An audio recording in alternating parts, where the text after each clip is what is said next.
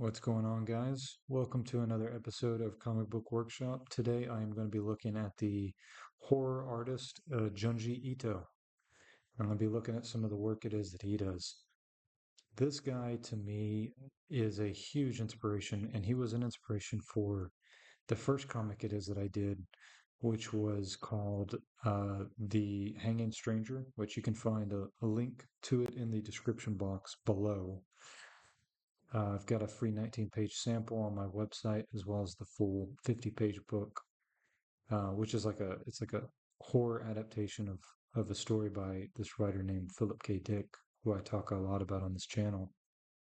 But he was a huge inspiration to me, not only in terms of his aesthetic, but also in terms of his subject matter.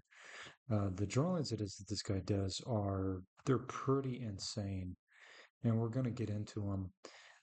But I also like the fact that he works in the short story format, which I think is a very underrated way of doing comics.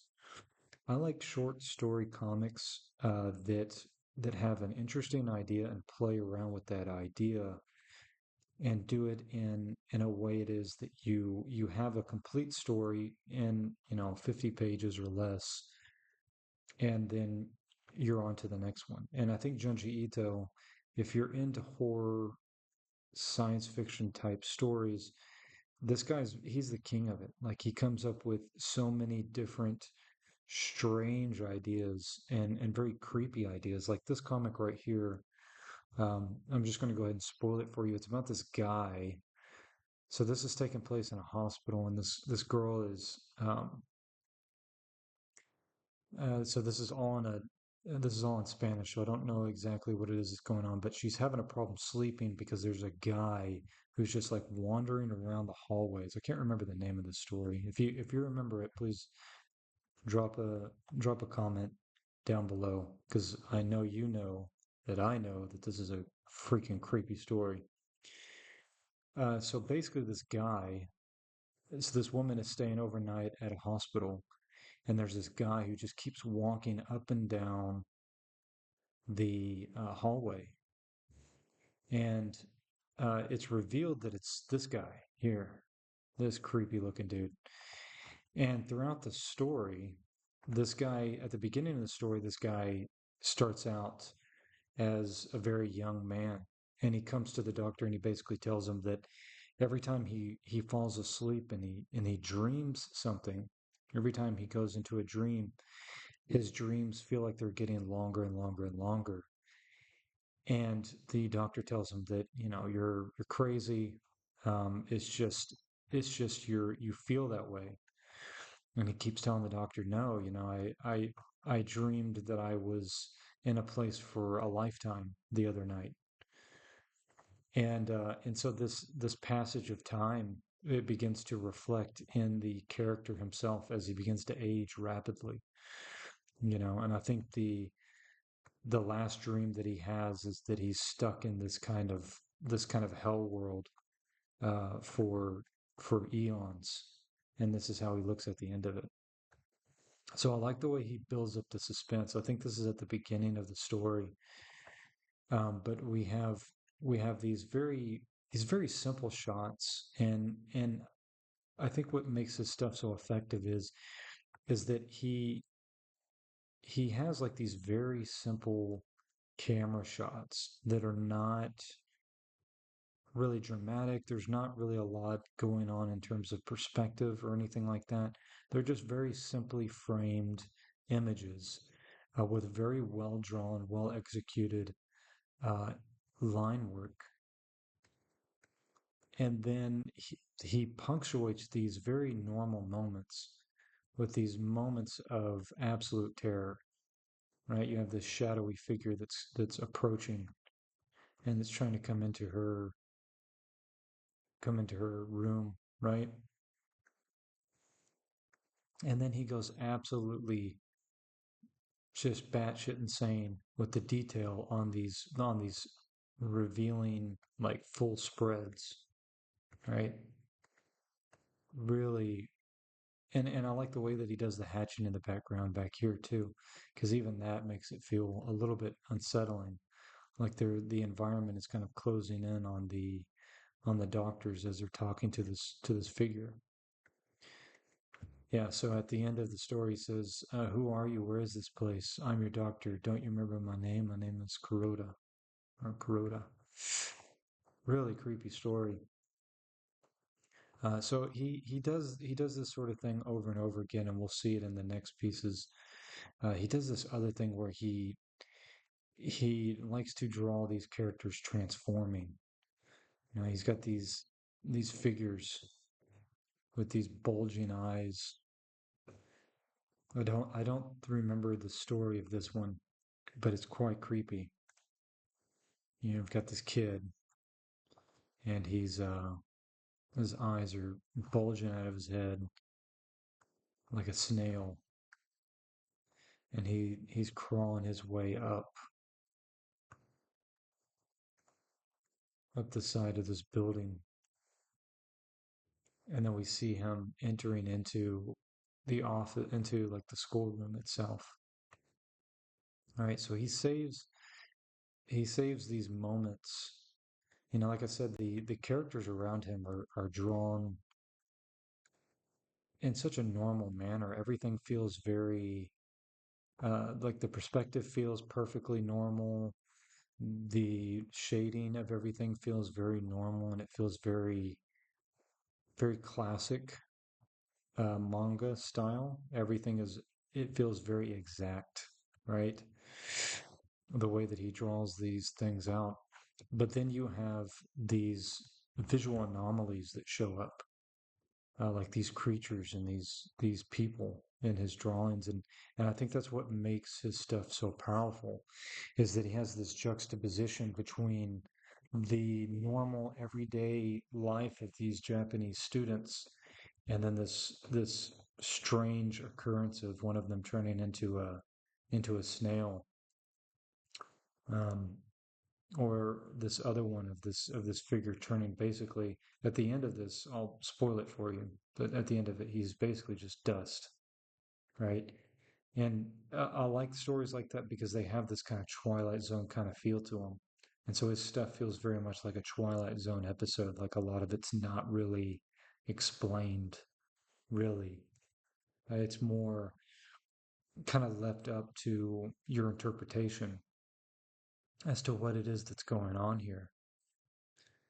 And to me, I think this is what horror is, and I think that's what is interesting to me about the genre, is that we as human beings, we tend to hide behind the normalcy of our day-to-day lives. You know, we get up, we check the weather report, we make our cup of coffee, we listen to, you know, the financial reports or the what the politicians tell us about what reality is.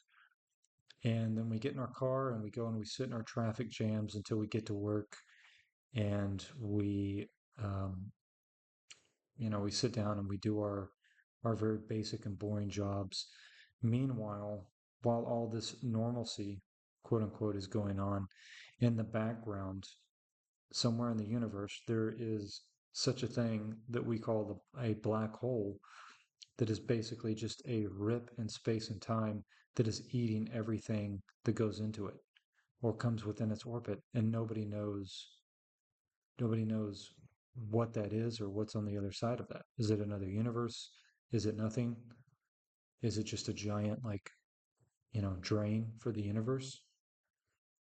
So there's all these strange things in life that we are cut off from in our normal everyday lives, and I think that horror, specifically Junji Ito's horror, really dials us into that. Same thing here. So I believe this is from Uzumaki. If you're a big fan of his and I get the names of these wrong, then please forgive me. You don't have to roast me in the comments, okay?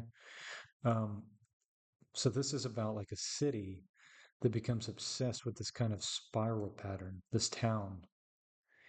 And so he finds all sorts of really creative and creepy ways to explore this idea.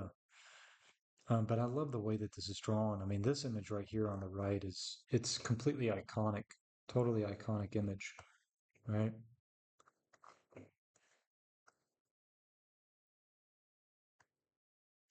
And again, I love that he doesn't play around with perspective. His stuff is not really realistic, but it's not cartoonish either. And he does everything traditional as far as I know, or he was. I don't know if he still does everything traditional. I think he may have switched to digital. Um, but yeah, so we got one more, and then I'll go ahead and I'll close this one out. So this one is from Blackbird, the best of Junji Ito. Yeah, so to me, I think that there is this page got cut off a little bit. I apologize for that. Yeah, so we'll go ahead and we'll end it here on this panel since this one's not really cut out. This is looking incredibly creepy. This is some sort of a succubus attacking this woman. But to me, again, I think the other aspect of what makes horror so interesting is that it is there's some truth to it. There are in my opinion, there are darker elements to the universe that try to attach themselves to us. But potentially astral entities or something like that. And so I think a lot of the times, horror writers don't even realize that what they're doing is they are articulating these realities. Real art is, in a lot of ways, it's like a dream. It comes like a dream. If somebody tries to give you a complete breakdown of something and their quote unquote message in their art, then to me it's not really art because real art is more like a dream. It's more like this thing that just kind of it shows up in your mind. You have a story you want to tell, you have a comic you want to make, and you make the comic. And at the time, you might not know the creative decisions why you're making specific creative decisions or what it is that they add up to until you've already created it and you put it aside and you come back 6 months later and you realize, oh, this is what was happening in my life at that time. And all of a sudden it becomes very clear what the story is about. People that try to approach it with some sort of a message, oftentimes it just ends up being propaganda and it feels heavy handed. And I think the power of Junji Ito's work is that he doesn't explain anything to you. He gives you these bizarre images, and then you kind of have to figure out what it is that this means to you, right? So if you're a fan of his work, if you'd like for me to look at more of his work, let me know in the comments below. Hopefully you guys like this comic book workshop tutorial series. I'm going to have some more tutorials that are going to be available probably by this time exclusively on my Patreon that you guys can check out. My Patreon link is in the description box below. You can pay $5 and get access to my comics that I have done. I have like 4 comics done. I have some tutorials there.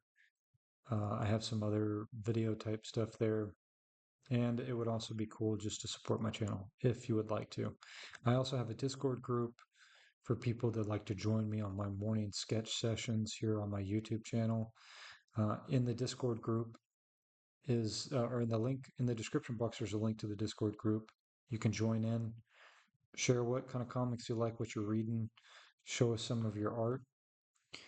And I don't know, I also have a website with my comics and t-shirts and prints and stuff like that as well. So, anyways, guys, thank you so much for checking out my videos. I hope you find these to be useful and entertaining.